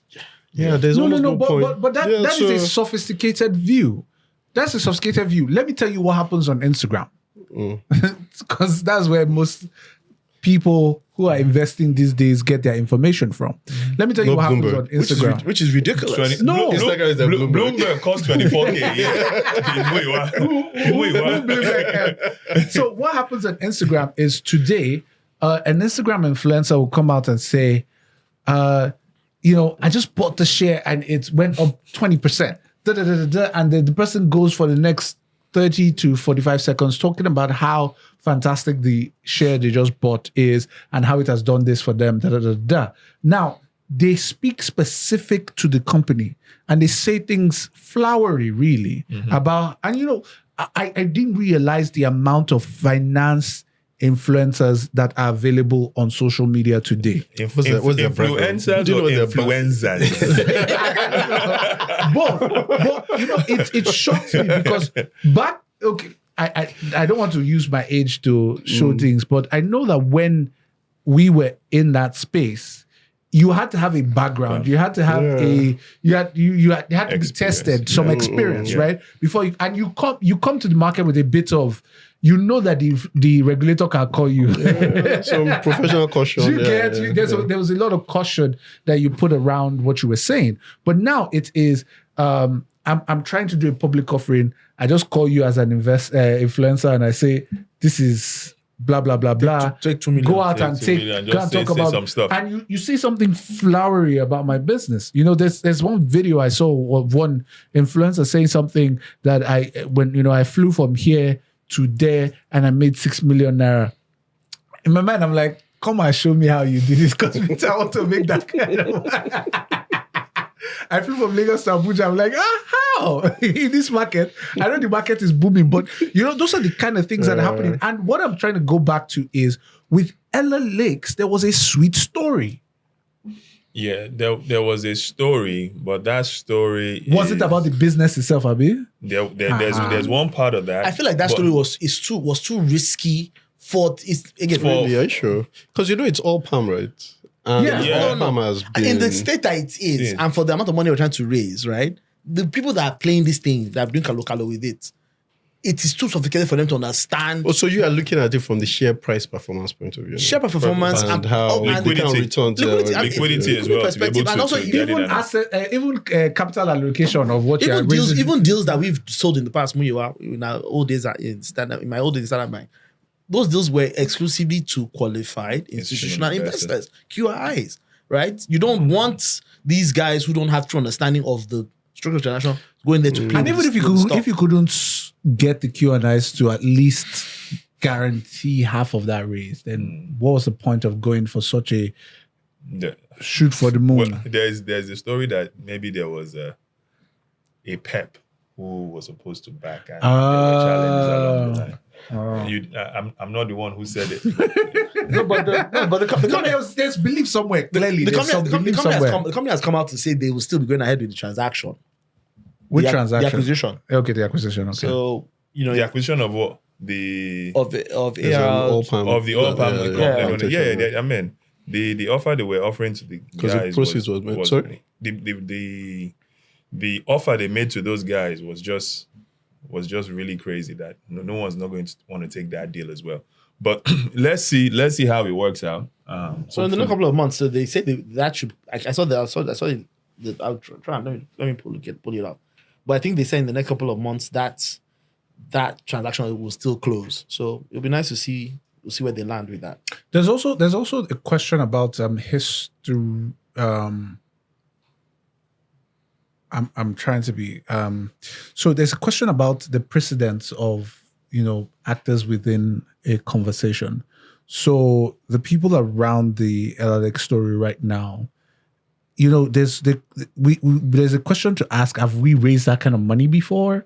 Was this just a wish on the moon? On a star? Were we just trying to just go big or go home? This is the what exactly were we trying to do? This is the company's statement. So the company confirms that the acquisition process is ongoing and subject to final conditions and approval is expected to close by the end of Q1 2026. Okay. At that stage, you can come back to the market, right? But acquire, then come back to the market and see if we can raise and then try and again. de-risk. You can then try and de-risk. I feel like in the state, but what exactly spooked the market? Because I'm a bit confused. The question is, who were they trying to reach out to, right? And what led to the constraints at the time? Because it couldn't have been retail investors. Because 235 for Ellah Lakes was not going to be from the man on the street on the average. Cannot be. Like what was Zenith Bank's rights issue plus public offer? 160, 180. Right? That's Zenith Bank. That's Zenith Bank. Almighty Zenith Bank. So it just tells you the nature of the transaction side. Yeah, and what was driving it. That's what I'm asking. So which is why cautiously I would have said those shares should have been put on suspension so that you don't have this. But do they still put stocks on suspension? Yeah, they do. There's always the notice. There's a notice now. Really? Yeah, they do. so we've been compliant, so that's why they've not been putting it on. Because regular. I'm saying for public offers. So if a company is raising funds, do they still freeze the share price? They don't. No, they don't. Yeah. They don't. Because you remember back in the days, it would be frozen for so long. Those verification processes take so long. There was a meeting this week with of the NGX with capital market operators, and really the concern in those meetings is just the fact that there's just been too much of a upward trajectory with all of these low quality meme stocks. So there is a concern. There's also a release on the NGX. Wow, did you just call them meme stocks? Yeah, meme stocks now. But what I mean, anyways, I have a certain view on this thing. I think every generation is supposed to learn their lessons. I know now. Yeah, I think. But do you think it's even a generational thing? I think so. Really? Yeah, I think But so. see, but then everybody learns this thing, and then guess what? How many of you They don't come back in 2030 and not 20 years. Which is why experience is what it is. It comes from making mistakes, right? The reason why you are like this is because 18, 20 years ago, you had been part of this hysteria as well, in a certain form. And then you realize, when you see the signs, you already know, okay, there are problems coming ahead. And that's the whole point. We would love to have a sustainability. Yeah, because I feel as long as... So I get your point about those maybe tiny cap names or small cap names that aren't necessarily generating earnings, and the share price just moving. Skyrocketing. There's nothing going on. What's the one that they got that they dividend suspended? Or what's their name again? I say, I have your friend that has a farm that probably does the same thing that company does. And it's trading at 60 times. Yeah, but it was on tiny volumes as well, right? Yeah. So I guess there was already some market suspicion. Did 700% in like 2 months? 700% yeah. So well, so for me, I think the place I still worry about this conversation is we were just in the place of talking about this listing by introduction conversation that we've seen happen in the market many times. I've always felt it was an aberration to the capital market that we've built. Some people their school fees was paid from activities from the capital markets. Some people built houses from the activities of the capital market, and to just see us reduced to listing by introduction in over the last how long? Just I don't know if it's not just a now issue. It feels like it's an insult on the history of Nigeria's capital markets for what the kind of great things that has happened in this market, the bad things too, but the great things, to just be listing by introduction just kind of feels to me like, we should do better. I'm saying for me that I feel like for you to be listed in the market, right? It's a privilege. Yeah. Right? Mm-hmm. And that privilege should come with certain criterias. When you then create a backdoor for people to not do what is needed to be done and get listed, I have a fundamental... But if you do want to raise money and you still want to get listed, you don't have to. I'm going to see the answer, right? So I don't feel like a company should just come and list in the market in the way that your structure existed. What should happen is maybe pro rata, because the company also has to meet the liquidity requirements. They should be forced to provide a particular free float of 20%. So maybe I guess that's the point. Yeah, maybe that's the bigger point. So ensure that free listing float rules in the way the listing introduction as it is set up today is fundamentally flawed for mispricing of the stock, for the market to understand the equity story, and that sustainability. This is what happened here. The equity story wasn't told for this particular stock. It wasn't sold enough to have the entire market completely fully understand why they should raise 230. But it's also they were already listed anyway. On the company, right? Because Dele, remember, and both of us at the time, MTN listed by introduction initially. And I don't agree with it. Right? Well, both of us were there at the time, But MTN listed by introduction initially based on the agreement with the FG to settle and all of that. I think it's much more about the the entity itself and its own internal readiness to be able to go to market. MTN was ready to go to market as far back as maybe 2012, right? However, up until conditions forced it to come to market, that was what then happened through the listing by introduction. If you were to say today, and let me throw out a name because I want it to happen, right? If I wanted someone to list by introduction, I want Renaissance to list on the market today, right? If they came by introduction, would we have a problem for an entity that is carrying the legacy of a structure of shell? Right, so I think it's about. Yes, I do. I have a structure. I think so. So did Aradale list by introduction? And I have a problem with it. And it has still traded. No. Right? It's not about. So here's I don't think. So here's the thing about listing on the capital market, right, on the stock exchange. I'm saying if you're coming to the market, barring the fact that this now gives you PLC status, it gives you that greater corporate governance, all those sweet fancy things for your business, right? It's good. It is still a company listed on a stock exchange that is open to all Nigerians. Now, that entry should be the same for everybody. Now, MTN might have overlooked MTN because we've kind of knew at the time MTN didn't want to list.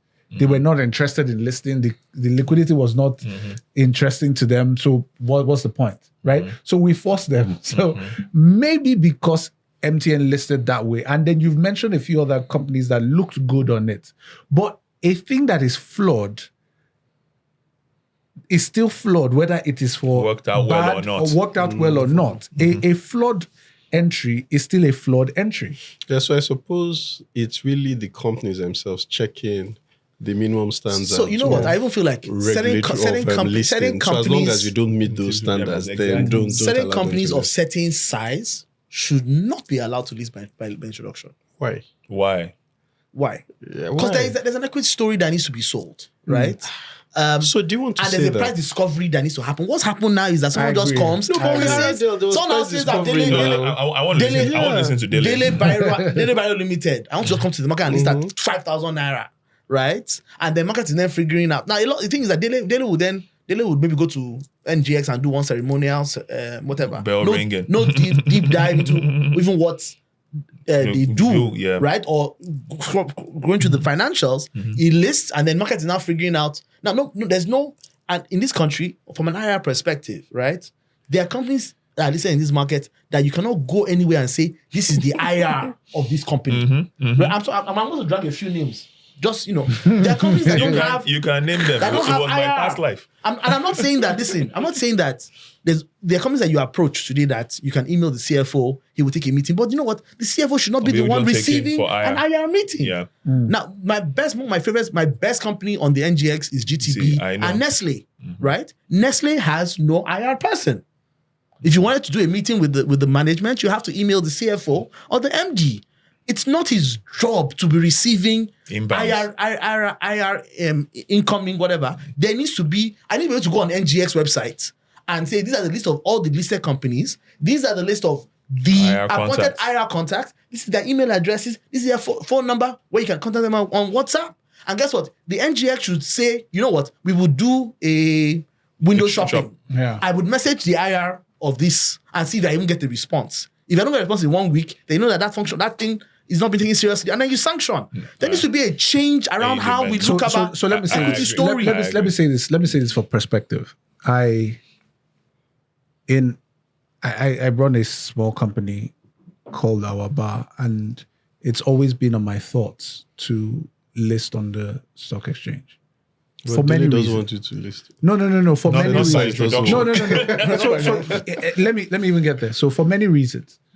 For corporate governance perspectives, for the fact that I wanted to be a proper Nigerian entity, I wanted to fit into the fabric of the Nigerian story. That's important for me. What's also important for me is that you don't let me in through the back door. Because I'm only coming to this institution because this institution represents something. right? And this institution represents price discovery. It represents the fact that I am qualified to be here. It's an exclusive club. It's like it's listing by introduction back door. Because it's still an option, particularly when you don't want to raise. So think about it. You don't want to raise capital. Yeah. But at the same time, you want to still list your company. You're not even open to. So maybe at the time as well, you're not even thinking of selling down. And so what's the point? So what's the point? It could be a case of, for some, it could even be a case of, because if you think about this firm now in Saudi, the oil and gas company, Aramco. Aramco wanted to list on the NYSE originally to do a public offer. Yeah. But I think there were some valuation conversations. Ended up doing a listing. I first did a listing in Saudi and was now still thinking, how do we? They ended up doing a dual on the. Let me give you a quick NGX, maybe on answer this NYSE. Right. But my point about listing by introduction is, I feel ultimately you end up having more issues with companies that might have suspect governance issues. So as long as the company itself is transparent enough and also, I guess, fits the minimum criteria to be listed on the NGX in the first place, you notice that even with the listing, ultimately the market will determine what the price is. Aradel listed at over $700. Yeah. Within a couple of months, it was down to about 500, or is it 400 or so? And then over time, it was able to, or market maybe understood the story better, and there were a few other transactions, business decisions the company made.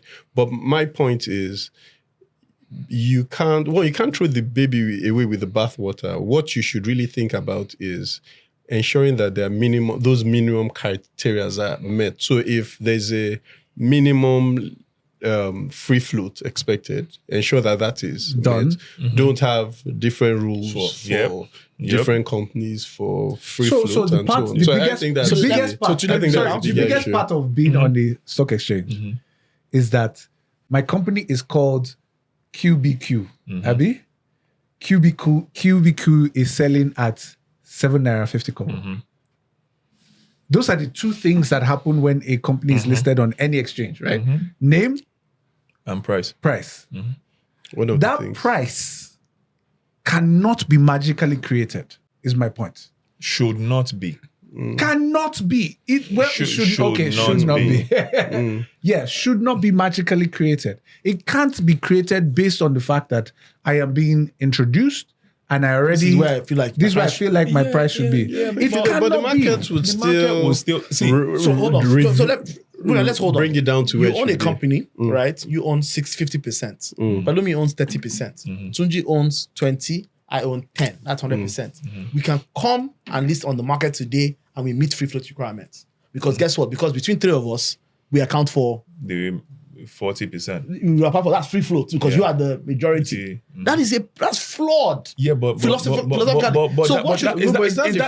that a listing by introduction problem or even a larger problem that we're seeing? Because you can you can still do a public offer and still have, because we can't remember which of the companies that there are a few companies that have done public offers, but with very little, very little float. They went through that journey of marketing the deal, right? And maybe there was not enough latent demand, right? And I'll be able to appreciate that. Yes, you've done that, but listening by introduction is almost an easy way to avoid all of that hard work that most people do, right? Where you're selling the equity story across the country, even internationally, right? And looking for and being able to find price discovery. That price discovery for me is key. It's most important. People should be able to say, when I remember when I tried to tell you my company is too expensive. Yeah, I remember 750. I can see where that's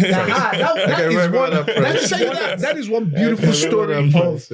So I was in the market at the time, and I enjoyed that entire ride. I'm sure that the Transcorp executives must have hated that period, but for me, it was experiencing how the market in Nigeria and across the world really works. So we came in at 7.50 kobo or so. Yeah. The thing went down. There was one. It went to like 3 Naira. Yeah, or something. 3 Naira, and then there was a reset. There was, things happened and then change multiple ownership. times Yeah. to try and hold it back. But that It was the market saying, guy, we don't believe you. respect your 7.50 kobo, but we don't believe we just don't believe it.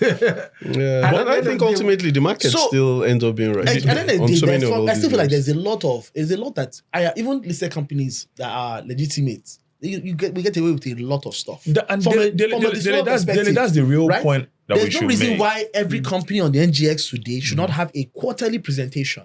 I'm not saying do a call, Yeah. but a quarterly presentation of my results. This is what we did and explain it. You know what? Even the NGX should go as far as saying NGX this is the template. Do they still do that? There should be facts behind the figures. You still do that, right? It's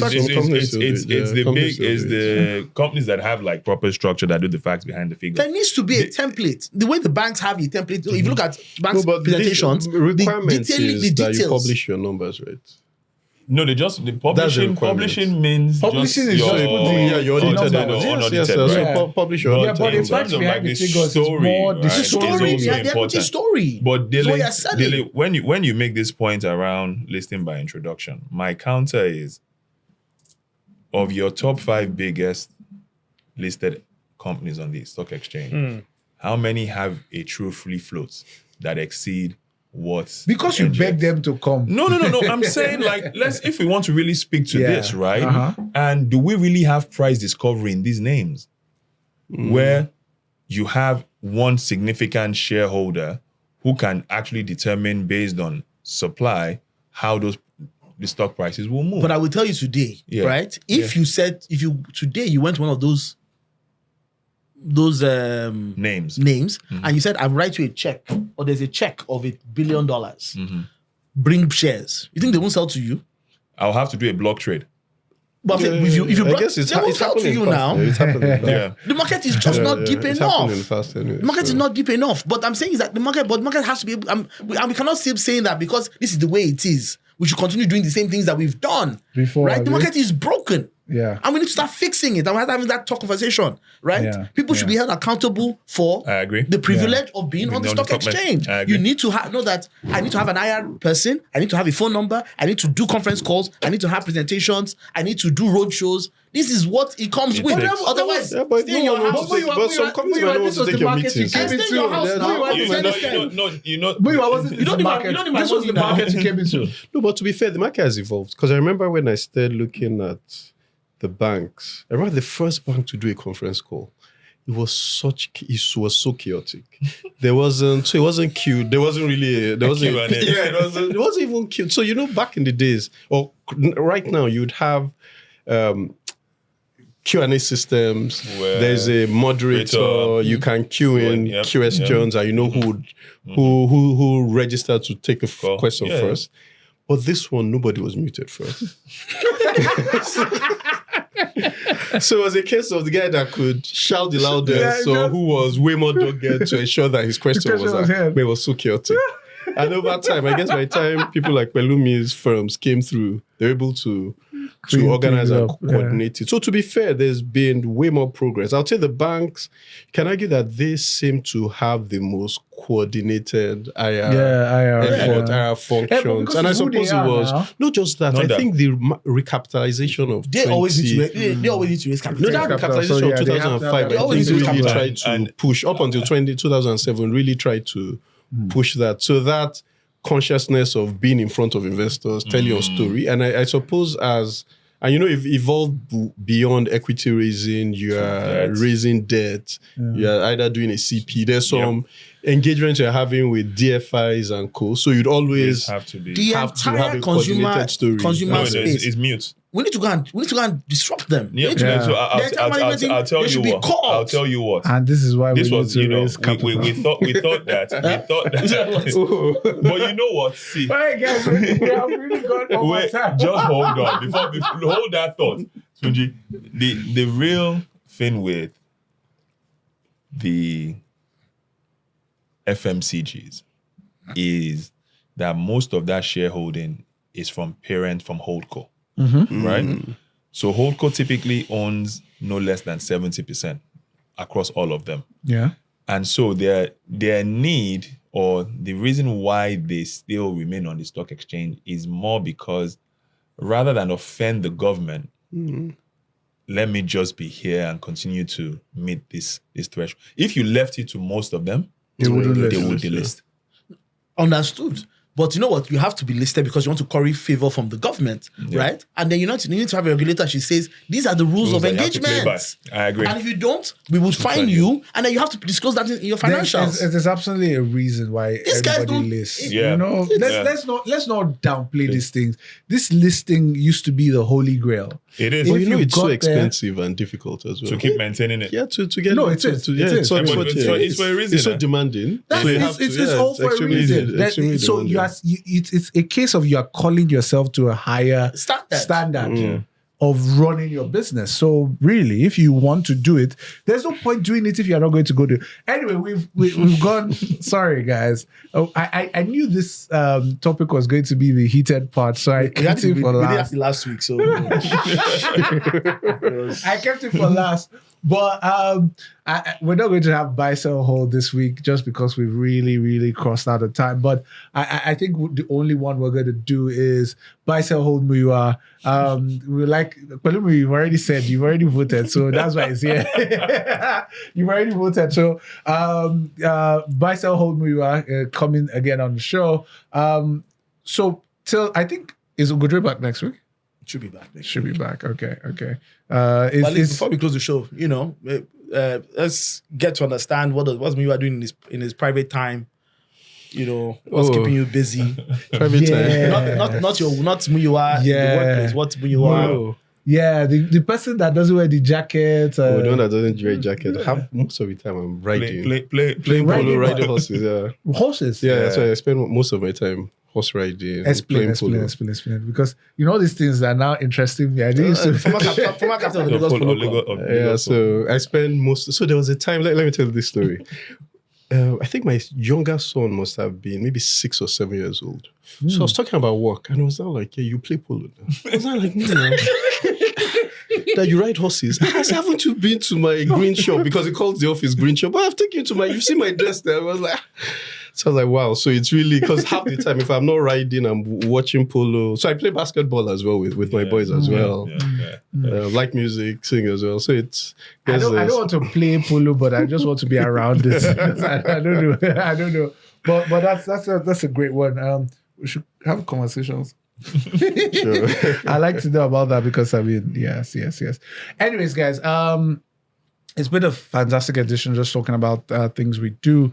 Do not forget, the edition is always on Spotify. I just said that before I doubt my pattern just went into last week's edition. But yes, go to Spotify. You can check the editions of Drinks and Mics and you can check it out. Please do not forget to like, share, comment. 2 episodes ago, I love the amount of comments that were in the comment section. It was ridiculous. Even people who just came up to say, I don't like this. I love that. Thank you very much. But please comment, like, and share to a wider audience to be able to get a great feel of what we're going through. Till next week, guys. Salute. Yeah. Cheers, guys. We're not going to leave you out. What's that? It's big, Sabi. Check, guys.